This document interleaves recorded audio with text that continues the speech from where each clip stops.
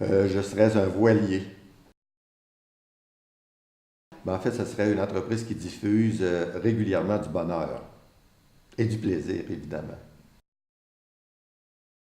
Je dirais l'humilité qui devrait normalement caractériser tous les managers. Ce serait de manger du chocolat à ne plus pouvoir en avaler. Au-delà de ce qu'on peut croire et ce qu'on peut dire, je serais Céline Dion. Je vois le vert. Mon grand-père avait cette expression. Au lieu de dire cheval vert, il disait joie le vert. Ce serait mais vraiment de changer le monde au niveau de l'administration et du management. Je ne pourrais pas faire un métier où je n'aurais pas de plaisir. Peu importe le métier. Vraiment, peu importe le métier. Je pense que c'est mon humilité. Moi, je ne me prends pas pour quelqu'un d'autre. Je n'ai pas la grosse tête. Je ne prétends pas que je sais tout. Je vois le vert.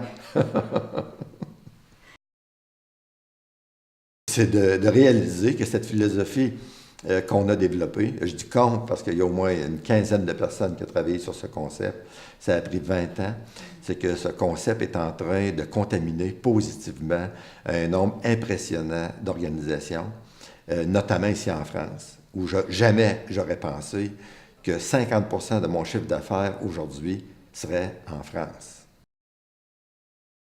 Changer la façon de penser et de réfléchir d'une quantité incroyable de managers.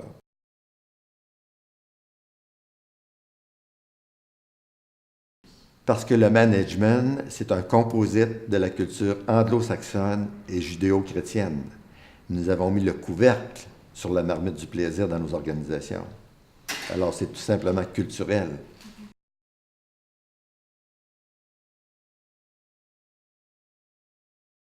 C'est pas facile parce que changer une culture, ce n'est pas évident. Ça se fait petit à petit. Et il faut qu'il y ait des personnes qui soient capables oser faire les choses différemment, envers et contre tout. Jamais. Jamais, jamais, jamais, parce que je peux en témoigner des organisations qui avaient des modes de fonctionnement, mais alors là, aux antipodes du plaisir, ont réussi, dans l'espace de 2 années, 2 ans, à virer totalement le fonctionnement d'une organisation et connaître énormément de succès. Vous devez lire mon livre.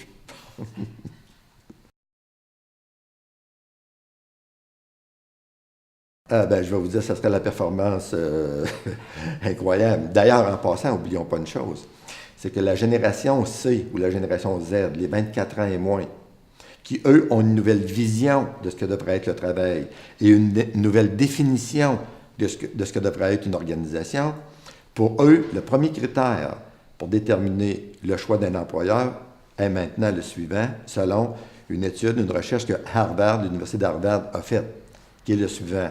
Est-ce que je vais avoir du plaisir à faire ce que j'aurai à faire dans l'endroit où j'irai le faire?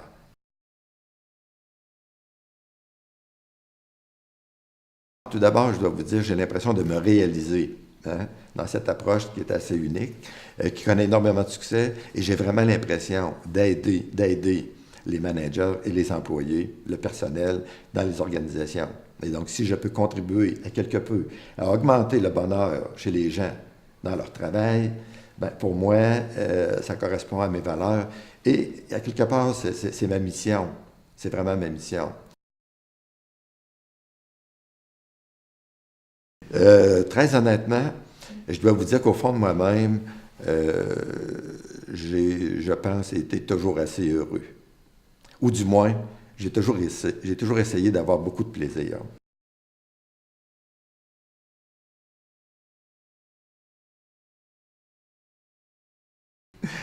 Sincèrement, j'aurais dû. C'est pas possible parce que vous connaissez mon histoire. T'sais. Moi, j'ai redoublé ma deuxième année, j'ai redoublé ma septième, j'ai redoublé ma onzième. Moi, j'étais le nul des nuls à l'école. Mon objectif, d'ailleurs, ce n'était pas d'être le premier de la classe, c'était d'être l'avant-dernier de la classe, parce que vous savez quoi, j'étais toujours le dernier. Un jour, dans un centre hospitalier que je dirigeais, il y avait un problème relationnel assez important dans un service qui était incidemment à proximité de mon bureau. Et donc, ça tombait comme ça pour le 1er avril. Hein? Donc, le lendemain, c'était le 1er avril. Et donc, sur tout l'étage, j'avais volé, j'avais chippé le soulier droit de tous les employés, ce qui représentait au bas mot à peu près 40 souliers. Autant des dames que autant des nanas que des mecs. Et donc, j'avais pris les souliers et je les avais mis à la cafétéria, qui était au sous-sol. Et là, moi, je m'étais dit, cette catégorie d'employés qui a énormément de difficultés à entrer en contact, à parler, à échanger, ils vont être obligés demain matin, parce que quand ils vont arriver, parce que nous, au Québec, au mois d'avril, les personnes portent encore des bottes, ce qu'on appelle, des couvre-chaussures. Et donc, le lendemain matin, c'est exactement ça qui est arrivé. Alors là, quand ils sont arrivés dans les bureaux, vous auriez dû voir la figure des employés, autant des hommes que des femmes, où il avait mis un soulier, et là, se promenait dans les corridors à la recherche de l'autre soulier. Et là, à un moment donné, il y a un employé qui a dit, il dit, je comprends pas. Il dit, à la cafétéria, au sous-sol, il y a une quantité incroyable de souliers sur les tables. Alors, ils sont tous descendus, à peu près une quarantaine de personnes, et là, vous auriez dû voir. Et donc là, moi, j'avais